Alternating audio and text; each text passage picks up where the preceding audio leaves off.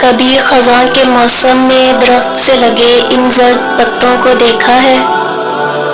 یوں لگتا ہے کہ یہ زردی ہمیشہ رہے گی۔ ان کو دیکھ کر لگتا ہے اب شاید ان پر کبھی بہار نہ آئے، اب شاید یہ درخت سے جڑ جائیں گے اور ان کی کہانی ختم ہو جائے گی۔ مگر بہار آتی ہے پھر سے لوٹ کر۔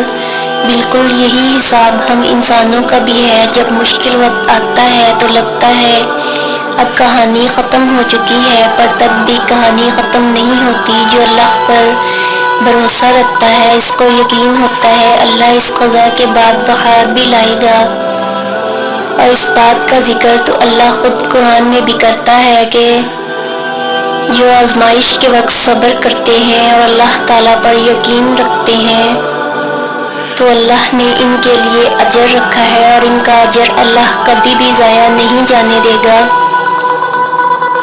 نہ ان کی دعائیں اور نہ ہی ان کا صبر۔ اب یہ فیصلہ آپ کا ہے کہ آپ کو وہ جڑا ہوا پتا بننا ہے یا وہ پتا جس کو یقین ہوتا ہے کہ اللہ ہے نا۔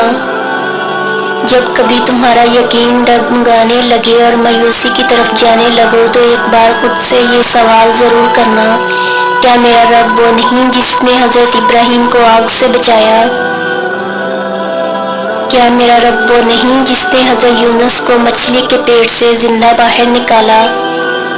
کیا میرا رب وہ نہیں جس نے حضرت یوسف کو کنویں سے نکال کر مصر کے خزانوں کا مالک بنا دیا؟ کیا میرا رب وہ نہیں جس نے مکڑی کے کمزور ترین جال کے ذریعے حضرت محمد صلی اللہ علیہ وسلم کی حفاظت کی؟ اگر حضرت ابراہیم کو آگ سے بچایا گیا تھا تو تمہیں بھی بچایا جائے گا۔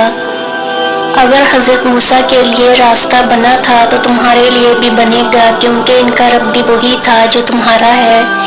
اللہ تو ہر چیز پر قادر ہے۔ معجزات آج بھی ہوتے ہیں۔ کیا تم رات اور دن کے عدل بدل کر آنے کو جھٹلاتے ہو؟ کیا یہ اللہ کا معجزہ نہیں؟ اللہ قرآن میں فرماتا ہے کہ یقیناً تمہارے اس غم کا انجام آغاز سے بہتر ہوگا۔ پھر کیوں تھک گئے ہو؟ کیوں راستے میں ہی رک گئے ہو؟ کیوں تم نے خود کو ان غموں تک ہی محدود کر لیا ہے؟ اللہ نے خود تم سے وعدہ کیا ہے کہ اگر تم ثابت قدم رہو گے اور اللہ پر یقین رکھو گے تو ہر کہانی کا اختتام خوبصورت ہوگا۔ اس غم کا آغاز جس طرح بھی ہوا مگر اختتام پرسکون ہوگا۔ جو تمہیں چاہیے وہی تمہیں دے دیا جائے گا، جو بہتر نہیں اس کو بہتر بنا دیا جائے گا۔ پھر کیوں شک کر رہے ہو؟ اپنے رب کی رحمت پر بھروسہ رکھو جو اب ہو